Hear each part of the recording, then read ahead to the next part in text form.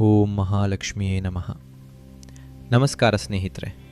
ಒಮ್ಮೆ ಯೋಚಿಸಿ ನೋಡಿ, ಒಂದು ದೇವಸ್ಥಾನಕ್ಕೆ ಹೋದಾಗ ಸಿಗುವ ನೆಮ್ಮದಿ, ಶಾಂತಿ ನಿಮ್ಮ ಸ್ವಂತ ಮನೆಯಲ್ಲಿ ಯಾಕೆ ಸಿಗೋದಿಲ್ಲ?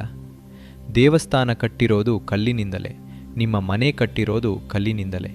ಆದರೆ ಆ ದೇವಸ್ಥಾನದಲ್ಲಿ ಒಂದು ಅದೃಶ್ಯ ಶಕ್ತಿ ಇದೆ. ಅದನ್ನು ನಾವು ಚೈತನ್ಯ ಅಥವಾ ವೈಬ್ರೇಷನ್ ಅಂತ ಕರಿತೀವಿ. ನಾವು ಅಂದುಕೊಂಡಿದ್ದೀವೆ ಮನೆ ಅಂದರೆ ಬರೀ ಗೋಡೆಗಳು, ಬಾಗಿಲುಗಳು ಮತ್ತು ಕಿಟಕಿಗಳು ಎಂದು. ಆದರೆ ನಮ್ಮ ಪ್ರಾಚೀನ ಋಷಿಗಳು ಹೇಳುತ್ತಾರೆ, ಗೃಹಂ ದೈವತಂ, ಅಂದರೆ ಮನೆಯೇ ಒಂದು ದೇವಸ್ಥಾನ. ಮನೆಗೊಂದು ಜೀವವಿದೆ. ನೀವು ಮನೆಯಲ್ಲಿ ಆಡುವ ಪ್ರತಿ ಮಾತು, ನಿಮ್ಮ ಕೋಪ, ನಿಮ್ಮ ಸಂತೋಷ ಇವೆಲ್ಲವನ್ನೂ ನಿಮ್ಮ ಮನೆಯ ಗೋಡೆಗಳು ಹೀರಿಕೊಳ್ಳುತ್ತಿರ್ತವೆ. ಸೂರ್ಯ ಮುಳುಗುವ ಸಮಯ ಅಂದರೆ ಸಂಧ್ಯಾಕಾಲ ಪ್ರಕೃತಿಯಲ್ಲಿ ಅತಿ ದೊಡ್ಡ ಬದಲಾವಣೆಯಾಗುವ ಸಮಯ. ಹಗಲಿನ ಜಂಜಾಟ ಮುಗಿದು ರಾತ್ರಿಯ ಕತ್ತಲೆ ಆವರಿಸುವ ಮುನ್ನ ಭೂಮಿಯ ವಾತಾವರಣದಲ್ಲಿ ಒಂದು ಸ್ಥಿತ್ಯಂತರ ನಡೆಯುತ್ತದೆ. ಈ ಸಮಯದಲ್ಲಿ ಗಾಳಿಯಲ್ಲಿ ರೋಗಾಣುಗಳು ಹೆಚ್ಚುತ್ತವೆ, ಮನಸ್ಸಿನಲ್ಲಿ ಚಂಚಲತೆ ಹೆಚ್ಚುತ್ತದೆ. ಇಂತಹ ಸೂಕ್ಷ್ಮ ಸಮಯದಲ್ಲಿ ನಿಮ್ಮ ಮನೆಯನ್ನು ಋಣಾತ್ಮಕ ಶಕ್ತಿಯಿಂದ ರಕ್ಷಿಸಿ ಅದನ್ನು ಒಂದು ಶಕ್ತಿ ಕೇಂದ್ರವನ್ನಾಗಿ ಮಾಡುವುದು ಹೇಗೆ? ಅದಕ್ಕೆ ನಮ್ಮ ಪೂರ್ವಜರು ಕಂಡುಹಿಡಿದ ಅದ್ಭುತ ತಂತ್ರಜ್ಞಾನವೇ ದೀಪ. ಇವತ್ತು ನಾವು ಕೇವಲ ದೀಪ ಹಚ್ಚುವ ಬಗ್ಗೆ ಮಾತನಾಡುತ್ತಿಲ್ಲ. ದೀಪದ ಮೂಲಕ ಬೆಳಕಿನ ಶಕ್ತಿಯನ್ನು ನಿಮ್ಮ ಮನೆಗೆ ಬರಮಾಡಿಕೊಳ್ಳುವ 5 ರಹಸ್ಯ ವಿಧಾನಗಳನ್ನು ತಿಳಿಯೋಣ. ಬನ್ನಿ, ಬೆಳಕಿನ ಆಳಕ್ಕೆ ಇಳಿಯೋಣ. ಮೊದಲಿಗೆ ನಾವು ಅರ್ಥ ಮಾಡಿಕೊಳ್ಳಬೇಕಾದದ್ದು, ನಾವೇಕೆ ಮೇಣದ ಬತ್ತಿ ಅಥವಾ ಎಲೆಕ್ಟ್ರಿಕ್ ಬಲ್ಬ್ ಬದಲು ಎಣ್ಣೆಯ ದೀಪವನ್ನೇ ಹಚ್ಚಬೇಕು? ಇದರ ಹಿಂದೆ ಒಂದು ಬಲವಾದ ಕಾರಣವಿದೆ. ಅಗ್ನಿ ಪಂಚಭೂತಗಳಲ್ಲಿ ಒಂದು. ಅಗ್ನಿಗೆ ಒಂದು ವಿಶೇಷ ಗುಣವಿದೆ. ಅದು ತನ್ನ ಸಂಪರ್ಕಕ್ಕೆ ಬಂದ ಪ್ರತಿಯೊಂದನ್ನು ಶುದ್ಧೀಕರಿಸುತ್ತದೆ. ನೀವು ಗಮನಿಸಿರಬಹುದು, ದೀಪದ ಜ್ವಾಲೆ ಯಾವಾಗಲೂ ಮೇಲ್ಮುಖವಾಗಿಯೇ ಉರಿಯುತ್ತದೆ.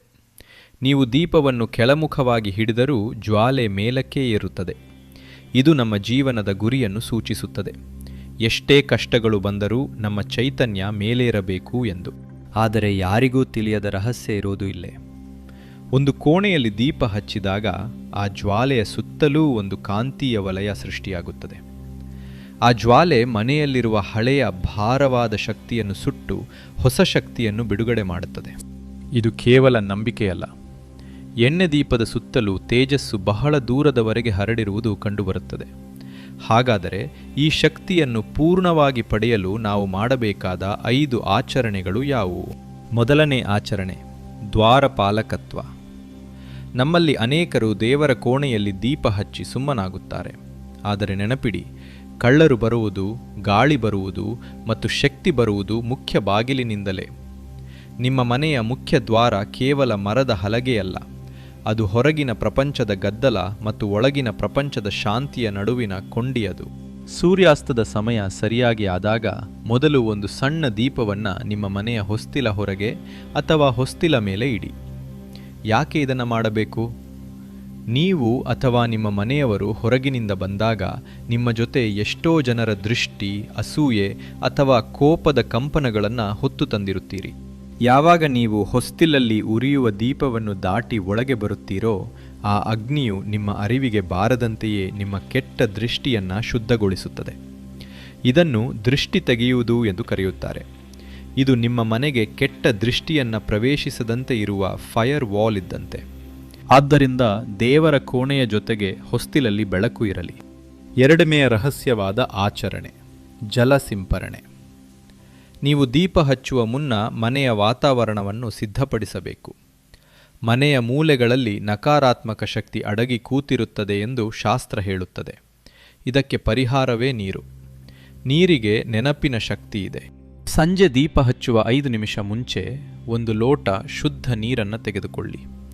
ಅದಕ್ಕೆ ಚಿಟಿಕೆ ಅರಿಶಿನ ಹಾಕಿ.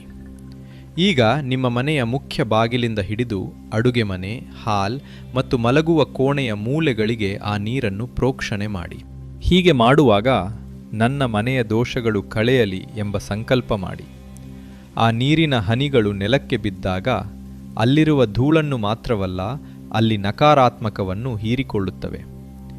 ಇದು ಮನೆಯನ್ನು ತಂಪಾಗಿಸುತ್ತದೆ ಮತ್ತು ದೀಪದ ಉಷ್ಣತೆಯನ್ನು ಸ್ವೀಕರಿಸಲು ಮನೆಯನ್ನು ಸಜ್ಜುಗೊಳಿಸುತ್ತದೆ. ಮೂರನೆಯದು ಮಾಧ್ಯಮದ ಆಯ್ಕೆ. ದೀಪ ಹಚ್ಚಲು ಏನು ಬಳಸುತ್ತಿದ್ದೀರಿ ಎಂಬುದು ಬಹಳ ಮುಖ್ಯ. ಮನೆಯಲ್ಲಿ ನೆಮ್ಮದಿ ಬೇಕೇ?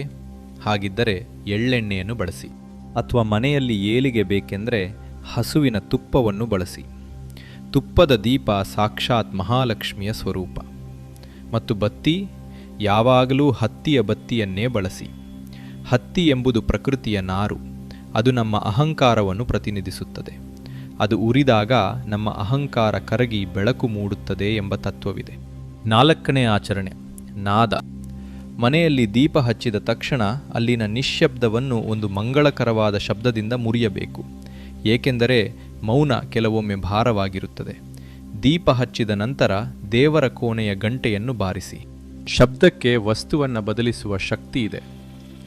ಗಂಟೆಯ ಶಬ್ದ ನಿಮ್ಮ ಮನೆಯ ಗೋಡೆಗಳಲ್ಲಿ ಅಡಗಿರುವ ಕ್ರಿಮಿಗಳನ್ನು ಮತ್ತು ನಕಾರಾತ್ಮಕವನ್ನು ಛಿದ್ರಗೊಳಿಸುತ್ತದೆ. 5ನೇಯದು ಮತ್ತು ಅತ್ಯಂತ ಮುಖ್ಯವಾದ ರಹಸ್ಯ, ಸಂಕಲ್ಪ. ಸಾಮಾನ್ಯವಾಗಿ ನಾವೇನು ಮಾಡುತ್ತೇವೆ? ದೀಪ ಹಚ್ಚುತ್ತೇವೆ, ಕೈ ಮುಗಿಯುತ್ತೇವೆ, ಎದ್ದು ಹೋಗುತ್ತೇವೆ. ಆದರೆ ನಿಜವಾದ ಮ್ಯಾಜಿಕ್ ನಡೆಯುವುದು ಇಲ್ಲೇ. ದೀಪ ಹಚ್ಚಿದ ನಂತರ ಕನಿಷ್ಠ 2 ನಿಮಿಷ ಅಲ್ಲೇ ಕುಳಿತುಕೊಳ್ಳಿ. ಹಾಗೆಯೇ ಒಂದು ಸಂಕಲ್ಪ ಮಾಡಿ. ಹೇ ಅಗ್ನಿದೇವನೇ, ಈ ಜ್ವಾಲೆ ಹೇಗೆ ಕತ್ತಲೆಯನ್ನು ಓಡಿಸುತ್ತಿದೆಯೋ ಹಾಗೆ ನನ್ನ ಮನೆಯ ಕತ್ತಲೆಯನ್ನು ಓಡಿಸು. ಮತ್ತು ಆ ಕ್ಷಣದಲ್ಲಿ ನೀವು ಏನೇ ಕೇಳಿದರೂ ಬ್ರಹ್ಮಾಂಡಕ್ಕೆ ಅದು ತಲುಪುತ್ತದೆ. ಇದೇ ಅನಿರೀಕ್ಷಿತ ಆಶೀರ್ವಾದದ ರಹಸ್ಯ. ಸ್ನೇಹಿತರೆ, ಮನೆ ಎಂಬುದು ಇಟ್ಟಿಗೆಯಿಂದ ಕಟ್ಟಿದ ಕಟ್ಟಡವಲ್ಲ, ಅದು ಭಾವನೆಗಳಿಂದ ಕಟ್ಟಿದ ದೇವಾಲಯ. ಇಂದಿನಿಂದಲೇ ಈ 5 ಆಚರಣೆಗಳನ್ನು ಪ್ರಾರಂಭಿಸಿ. 1. ಹೊಸ್ತಿಲಲ್ಲಿ ದೀಪ. 2. ನೀರಿನ ಶುದ್ಧೀಕರಣ. 3. ಸರಿಯಾದ ಎಣ್ಣೆ. 4. ಮಂಗಳಕರ ಶಬ್ದ. 5. ದೀಪದ ಜೊತೆಗಿನ ಸಂಕಲ್ಪ. ಇದನ್ನು ಸತತವಾಗಿ 21 ದಿನಗಳ ಕಾಲ ಮಾಡಿ ನೋಡಿ. ನಿಮ್ಮ ಮನೆಯಲ್ಲಿ ಆಗುವ ಬದಲಾವಣೆಯನ್ನು ನೀವೇ ಗಮನಿಸುತ್ತೀರಿ. ಕತ್ತಲೆ ಎಷ್ಟೇ ಇರಲಿ, ಒಂದು ಸಣ್ಣ ದೀಪ ಸಾಕು ಅದನ್ನು ಓಡಿಸಲು. ಆ ದೀಪ ಮನೆಯಲ್ಲಿ ಸದಾ ಬೆಳಗುತ್ತಿರಲಿ. ಸ್ನೇಹಿತರೆ, ಹಾಗೆಯೇ ನೀವು ತಿಳಿಯದೇ ಮಾಡುವ ಕೆಲವೊಂದು ಸಣ್ಣ ತಪ್ಪುಗಳನ್ನು ತಿದ್ದಿಕೊಳ್ಳಿ. 1. ಬಾಗಿಲು ತೆಗೆಯುವಾಗ ಕರ್ಕಶ ಶಬ್ದ ಬರುತ್ತಿದ್ದರೆ ತಕ್ಷಣ ಎಣ್ಣೆ ಹಾಕಿ ಸರಿಪಡಿಸಿ. 2. ಮುರಿದ ವಸ್ತುಗಳು. ಬಾಗಿಲ ಹಿಂಭಾಗದಲ್ಲಿ ಕಸದ ಬುಟ್ಟಿ ಅಥವಾ ಹಳೆಯ ಮುರಿದ ವಸ್ತುಗಳನ್ನು ಇಡಬೇಡಿ. ಸ್ನೇಹಿತರೆ, ಹೌದು, ಹಗಲು ಕಳೆದು ರಾತ್ರಿ ಆರಂಭವಾಗುವ ಆ ಮ್ಯಾಜಿಕ್ ಸಮಯದಲ್ಲಿ ಪ್ರಕೃತಿಯಲ್ಲಿ ಅಡಗಿರುವ ದೈವಿಕ ಶಕ್ತಿಯನ್ನು ನಾವು ಸರಿಯಾಗಿ ಬಳಸಿಕೊಂಡರೆ ಸಾಕ್ಷಾತ್ ಮಹಾಲಕ್ಷ್ಮಿಯೇ ನಮ್ಮ ಮನೆಯ ಬಾಗಿಲ ಒಳಗೆ ಬರುತ್ತಾಳೆ. ಜಗತ್ತಿನಲ್ಲಿ ನಿಮ್ಮ ಕಷ್ಟಗಳನ್ನು ಯಾರು ಕೇಳದೇ ಇರಬಹುದು, ಆದರೆ ಒಮ್ಮೆ ಆ ದೀಪದ ಮುಂದೆ ಕುಳಿತು ನೋಡಿ, ಅದು ಎಂದಿಗೂ ನಿಮ್ಮನ್ನು ಪ್ರಶ್ನೆ ಮಾಡುವುದಿಲ್ಲ. ನೀವು ಪಡುವ ಕಷ್ಟ, ನೀವು ನಿಮ್ಮ ಕುಟುಂಬಕ್ಕಾಗಿ ಮಾಡುವ ತ್ಯಾಗ, ನಿಮ್ಮ ಮೌನ ಎಲ್ಲವನ್ನೂ ಆ ದೀಪ ನೋಡುತ್ತಿರುತ್ತದೆ. ಯಾವಾಗ ನೀವು ದೀಪ ಹಚ್ಚುತ್ತೀರೋ ಆಗ ನೀವು ಆ ದೈವಿಕ ಶಕ್ತಿಗೆ ಹೇಳುತ್ತೀರಿ, ನೀನು ನನ್ನ ಜೊತೆ ಇದ್ದೀಯಾ ಎಂದು.